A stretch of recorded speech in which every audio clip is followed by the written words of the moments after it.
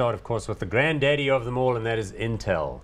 Nasdaq code INTC, founded in 1968 by some of technology's grandpas.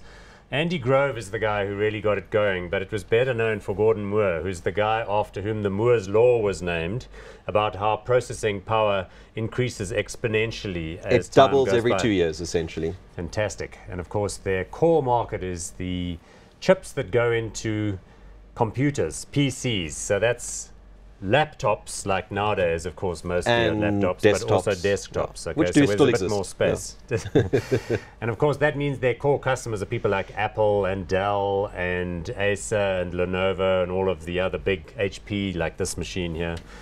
$170 billion worth of market cap. So that puts them in the second division, if not the top 20 in the world. It certainly puts them in the top 50 by market value, 169.8 billion. Price to earnings ratio not excessive at 15.7, dividend yield 3%.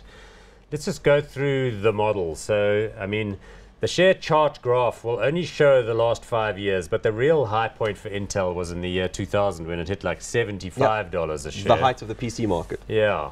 What happened since then, though, is that they missed the opportunity to be involved with mobile phones. They didn't elect to go with Apple on that device. So they tried to. It didn't really work out. And the issue with that is once you go mobile, you need to develop a chip that is much more energy efficient. And smaller. And tiny. And Intel didn't get there fast enough. Their chips are still amazingly world-class and they're incredibly fast, but they consume a lot of energy. Yeah. So you need a device that's a little bit bigger, that has a bigger battery power and so on. Right. But what's interesting is the company has managed to diversify themselves in the sense that it's not all about PC sales. PC sales and the chips that are provided in these PCs and desktops and so on are incredibly important, but it's also the servers that require these chips as well. So that is the blade machines that go into server banks in the cloud. Those are those huge big rooms and offices that you never see, that are underground, that actually control the cloud at the end of the day. And that's what's interesting, is the cloud has proliferated because of the rise of mobile devices, which essentially use the cloud almost exclusively. So Intel couldn't really jump on the mobile devices to provide the chips exclusively there, but they're almost providing the chips exclusively in your servers. So indirectly, they are piggybacking on this huge big fourth wave, we call it essentially, in mobile technology, and specifically the servers that support the mobile technology. So there you have a range where you have at least some kind of, they didn't completely miss the boat, but they could have done so much more. And that's why the share price hasn't really gone through the roof. Like you said, in the early 2000s, it kind of spiked, then it pulled back a bit, and now it's clawing its way up again. I mean, it's sort of forgotten that era, because when a share chart looks like that, then people start getting cheerful again and talking about its upside. I want to just draw attention to its relationship with Apple, because the Apple MacBook Pro, maybe I'm a little bit over-focused on that because that's what I use personally. The chips inside the Apple MacBook Pros are still Intel's latest i7 chips, as well as the graphics cards.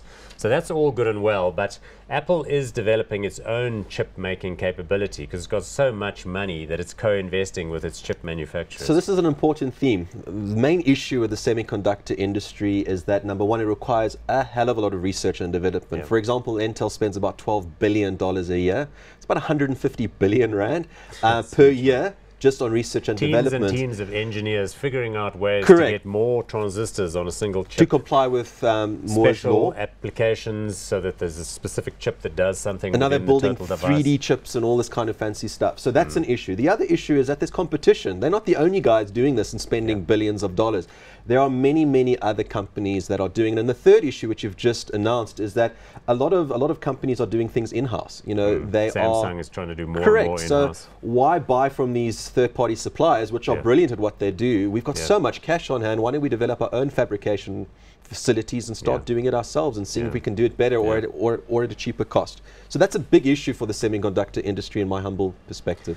And therefore very competitive, and therefore you're at risk that your latest technological innovation doesn't quite hit the front of the wave. So if you miss a cycle, you know, you can see a terrible share price for a number of years. Okay, another question I wanted to raise about Intel is it's had a history of doing big ticket acquisitions. Look, it is a big company, it's got a substantial balance sheet itself.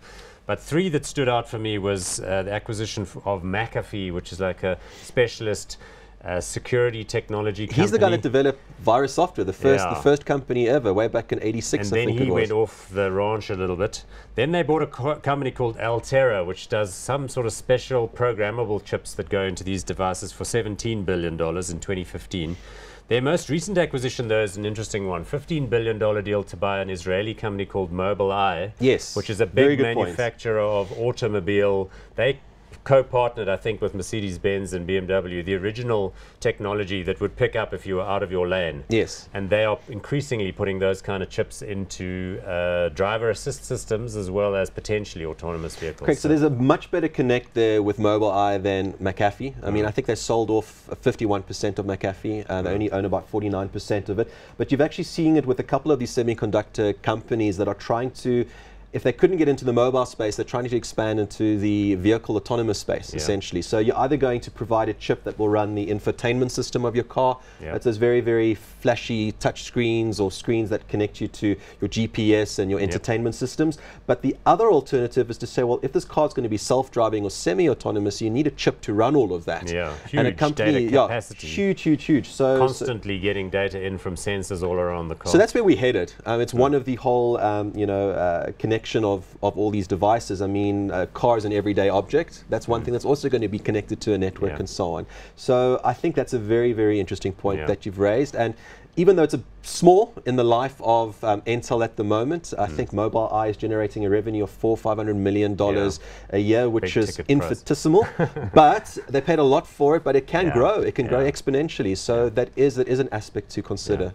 Okay, so, I mean, Intel now, knowing what you know about this cloud development, about people's propensity to buy laptops and desktops, which remain a very important part for them, looking at the share chart as it is, not too expensive. Hot or not?